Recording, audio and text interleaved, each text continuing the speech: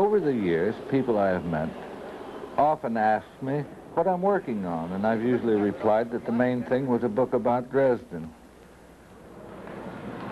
I said that to Harrison Starr, the movie maker, one time, and he raised his eyebrows and inquired, "Is it an anti-war book?" "Yes," I said, "I guess." You know what I say to people when I hear they're writing anti-war books? No. What do you say, Harrison Starr? I say, "Why don't you write an anti-glacier book instead?" What he meant, of course, was that there would always be wars, and they were as easy to stop as glaciers. I believe that, too.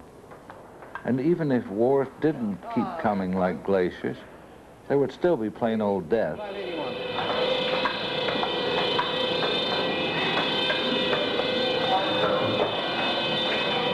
Hell is that? I think that's a raid. Clearing out the pool tables. The Americans and their guards and camel took shelter in an echoing meat locker which was hollowed in living rock under the slaughterhouse. Nothing happened that night. It was the next night that about 130,000 people in Dresden would die. So it goes. 2-1.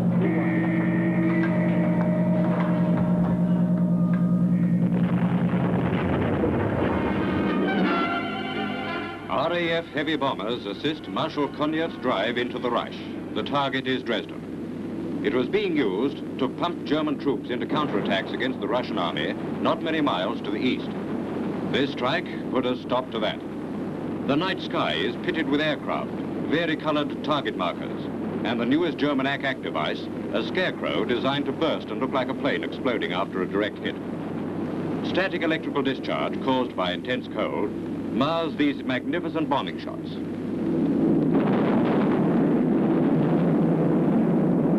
After these attacks, the German overseas news agency said, "Dresden is a heap of ruins. It has been smashed to atoms." Slaughterhouse 5 was the only book I felt I really should write because accidentally, as a captured American soldier in Germany, I was present when Dresden was destroyed. I had never seen any other city bombed.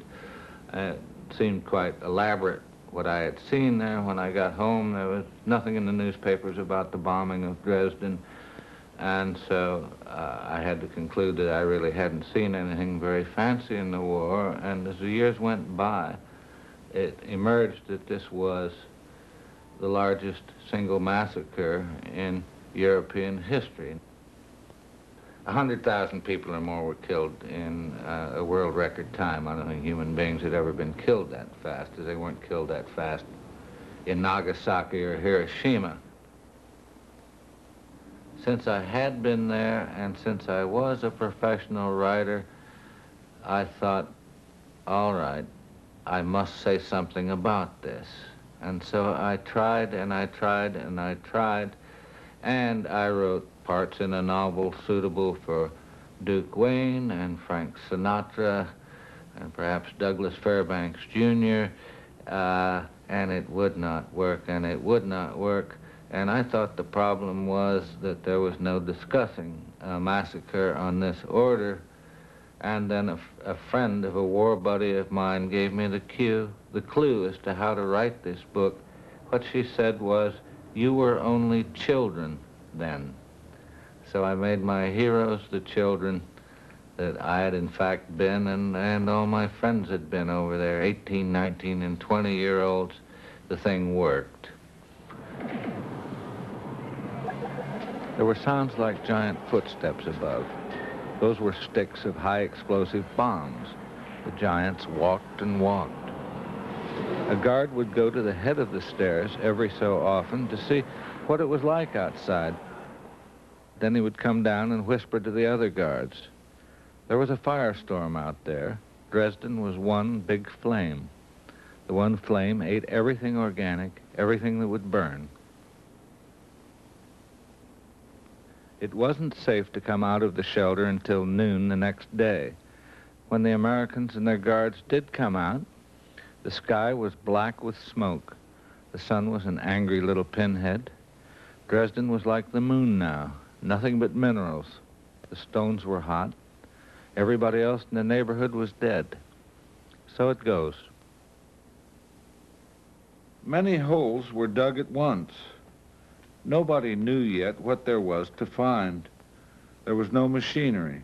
Not even horses or mules or oxen could cross the moonscape. A German soldier with a flashlight went down into the darkness, was gone a long time. When he finally came back, he told a superior on the rim of the hole that there were dozens of bodies down there. Thus began the first corpse mine in Dresden. There were hundreds of corpse mines operating by and by. They didn't smell bad at first, were wax museums. But then the bodies rotted and liquefied, and the stink was like roses and mustard gas. So it goes. And so that's what we were doing, is became corpse miners. And this was an enormous labor, and after a few days had gone by, it was obvious that we weren't going to get nearly all the people out, so a new technique was worked out where we would dig in, open up an air raid shelter, go looking for one, open it up, shine a light in there, that's indeed what it was, and then a German soldier would go down with a flamethrower and cremate the bodies there. But I have, in my time, for a brief period, dealt in enormous numbers of bodies and seen these spectacular pyramids of corpses alternating with wood, which were touched off for health reasons.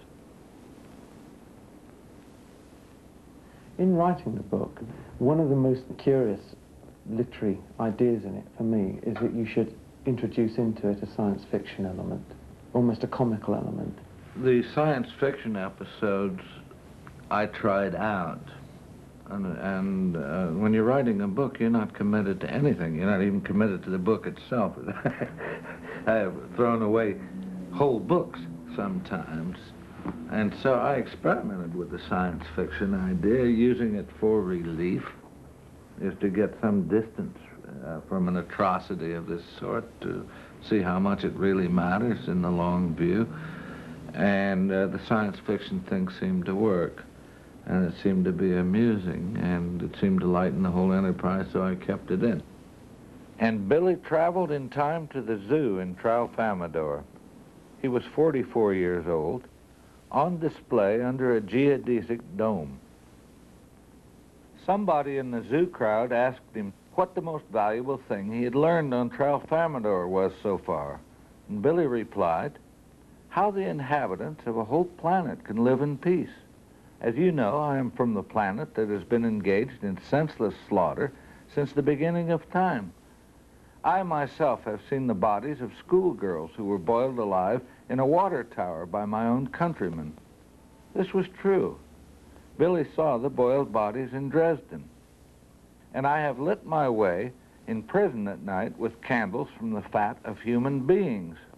If other planets aren't now in danger from Earth, they soon will be. So tell me the secret so I can take it back to Earth and save us all. How can a planet live at peace?